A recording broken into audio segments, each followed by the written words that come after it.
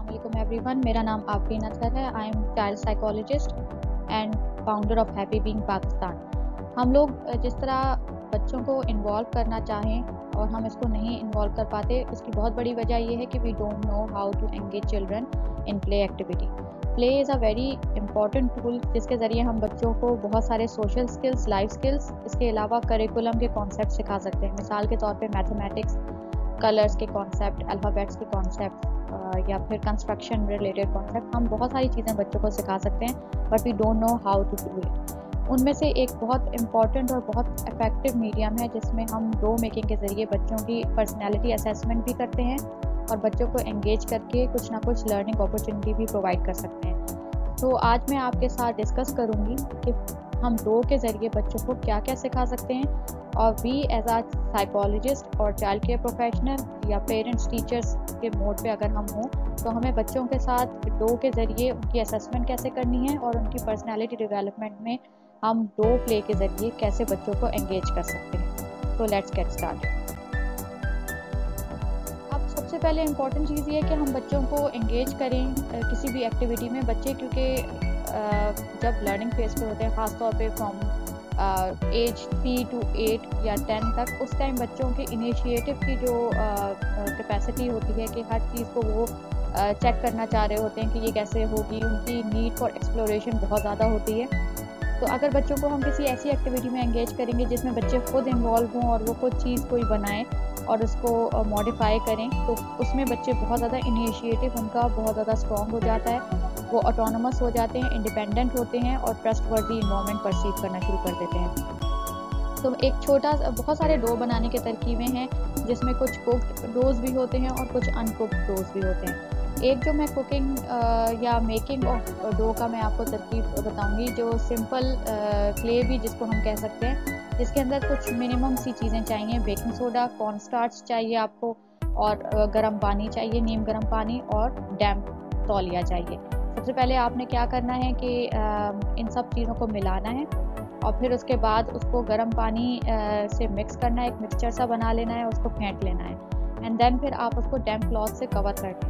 After that जब आप उसको देखेंगे कि एक स्मूथ सी एक डो बन गई है, तो उसको थोड़ी देर कवर करें और फिर बाद में ये एक डो आपकी प्रिपेयर हो जाएगी।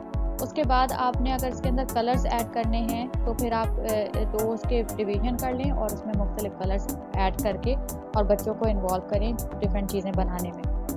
तो ये एक छोटा सा एक तरकीब है डो में। इसके अलावा no cook orange play dough की भी तरकीब है, जिसके अंदर इसी तरह फ्लोर, सॉल्ट और कुछ सेंट्स या कलर्स ऐड करके हम एक मिक्सचर सा बना लेते हैं और डो बना लेते हैं, और इस डो को जो है बच्चे फ़न वे में इस्तेमाल भी कर सकते हैं। और ये कुछ फॉर्म्स में कुक भी होती हैं जो बच्चे बनाएंगे खुद और दैन उसको कुक करेंगे और उसको खाएंगे, तो फिर बच्चे इंजॉय करते हैं उस चीज़ को।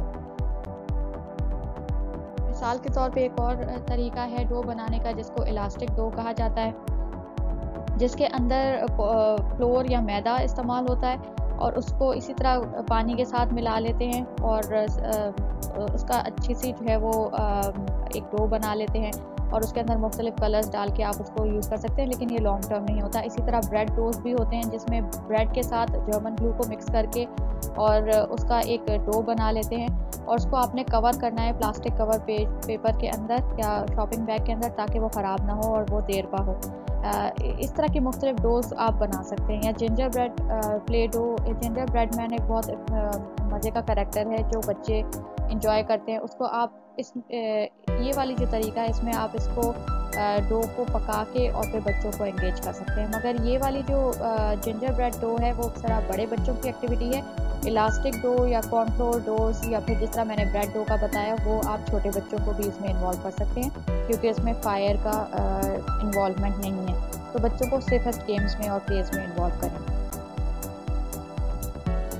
अब कुछ गाइडलाइंस मैं आपके साथ शेयर करूंगी और कुछ तरीक़ाकार मैं आपके साथ शेयर करूंगी जिसमें बच्चों को, मैंने जैसे कि बताया कि प्ले बहुत इफ़ेक्टिव मीडियम है जिसके ज़रिए बच्चों को हम सिखा भी सकते हैं और बच्चों की मेंटल स्टेट ऑफ माइंड या इमोशनल स्टेट ऑफ माइंड को असेस भी कर सकते हैं और मॉनिटर भी कर सकते हैं। पहला जो है वो हम फीलिंग रिकग्निशन में बच्चों को डो प्ले के ज़रिए हेल्पफुल हम साबित हो सकते हैं। मिसाल के तौर पे आपने कोई डो बना ली, डो बना के फिर आपने मुख्तलिफ 7 रेनबो कलर्स बनाए। अब 7 रेनबो कलर्स का भी बच्चों को जो वेब वायर का एक कॉन्सेप्ट है वो आप दे दें कि वी फॉर कौन सा कलर है, आई फॉर कौन सा कलर है, इस तरह करके वेब वायर VIBGYOR। तो इसमें सातों जो कलर्स हैं उसका जो है आपको आप बता सकते हैं कि ये कलर्स हैं, और फिर बच्चों में एक कॉन्सेप्ट आएगा rainbow colours. V for violet, I for indigo, B for blue, G for green, O for orange, Y for yellow and R for red. तो ये कलर्स वेब वायर से आप बच्चों को कॉन्सेप्ट दे सकते हैं रेनबो का। साथ साथ आप बच्चों को कहें कि अभी मैं इस रेनबो की तरह फील कर रही हूँ, मेरी मिक्स सी फीलिंग है, कभी मैं खुश होती हूँ, कभी मैं उदास होती हूँ, तो आपकी क्या फीलिंग है। बच्चों से आप इस तरह करके रिफ्लेक्ट कर सकते हैं। या फिर बच्चों को कलर्स के ज़रिए आप बता सकते हैं। फॉर एग्जांपल रेड कलर है, ग्रीन कलर है, येलो कलर है। बच्चों से कहें कि येलो कलर मैंने पिक किया क्योंकि I am feeling very bright today, या रेड कलर मैंने पिक किया because I am feeling angry. तो इस तरह बच्चों को कलर्स के साथ एसोसिएशन डेवलप होना शुरू हो जाएगा और बच्चों की कॉन्सेप्ट फॉर्मेशन होगी। जब बच्चे फीलिंग को रिकॉग्नाइज करेंगे तो उनकी खुद आगाही जो होगी वो भी स्ट्रॉन्ग होना शुरू होगी, वो अपने बारे में जानना शुरू करेंगे। अगर उनको अपने फीलिंग्स का पता होगा तो फिर वो आराम से कम्युनिकेट भी कर सकेंगे दूसरों को, और दूसरों की फीलिंग्स को भी साथ साथ अंडरस्टैंड कर सकेंगे। अब इस तरह की कुछ वर्कशीट्स आप इस्तेमाल कर सकते हैं। एक सोर्स से मैंने ये उठाई थी वर्कशीट, जिसमें आप बच्चों को पॉजिटिव या ऑप्टिमिस्टिक थिंकिंग कैसी होनी चाहिए। फॉर एग्जांपल जो मैंने रेनबो का कॉन्सेप्ट दिया कि रेनबो में मिक्स कलर्स हैं, मिक्स्ड इमोशंस हैं, तो इस सिचुएशन में जब आपकी मिक्स सिचुएशन हो तो आप क्या करेंगे, आप बच्चों से पूछें। और ये जो खाली जगहें हैं आप इन बच्चों से कहें कि आप इसको फिल करें। मिसाल के तौर पे जो रेनबो की मैंने एग्जांपल दी, तो बच्चों से आप कह सकते हैं कि अगर आप मिक्स फील कर रहे हो, कभी आपको गुस्सा आ रहा है, साथ साथ आपको इरिटेशन भी हो रही है और बेचैनी भी हो रही है, तो आप क्या करेंगे। तो बच्चे कहेंगे कि मैं कोई ना कोई चीज़ तोड़ दूंगा, या मैं ज़िद्दें करूंगा, या मैं कोई अच्छी चीज़ खाने की कोशिश करूंगा, या मैं मामा बाबा से कहूँगा मुझे खिलौने लेके दें। तो इस तरह की चीज़ें बच्चों को कहें और वो उसके अंदर लिखेंगे, या छोटे बच्चे हैं तो टीचर या पेरेंट उसकी सपोर्ट करें। तो ये एक फीलिंग्स रिकॉग्निशन चार्ट बन जाएगा और आपको हेल्पफुल होगा बच्चे की इमोशंस या फीलिंग्स को अंडरस्टैंड करने में। और फिर हम लोग बच्चों से कह सकते हैं कि जो भी चीज़ तुम्हारे माइंड में आती है तुमने हमसे शेयर करना है, क्योंकि बच्चों का सपोर्ट सिस्टम बचपन में, यानी ख़ास तौर पे बर्थ से लेकर 8 साल तक की जो एज है उसमें बहुत ज़्यादा स्ट्रॉन्ग बॉन्ड होना पेरेंट्स से बहुत ज़रूरी है, ताकि वो इन्वायरमेंट को ट्रस्टवर्दी परसीव करे और इनिशिएटिव ले सके और बच्चों से अपने पीयर ग्रुप के साथ कम्पीट कर सके। दूसरी जो टेक्निक है वो है एरोमा थेरेपी।